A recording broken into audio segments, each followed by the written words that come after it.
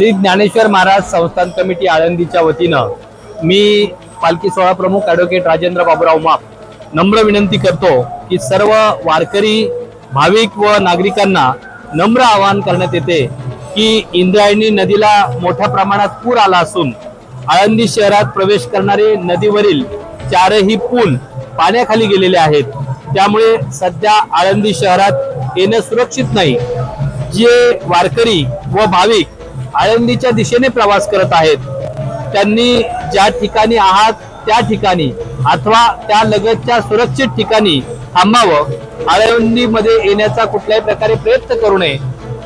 या ठिकाणी पुराची परिस्थिती पाहता आळंदी देवस्थाननं योग्य त्या सर्व दक्षता घेतलेल्या आहेत। महसूल प्रशासन असेल, पोलीस प्रशासन असेल, भाविक भक्त असेल, यांना नम्र आवाहन करण्यात येत आहे की आपण ज्या ठिकाणी असाल त्या ठिकाणी सुरक्षित थांबावं।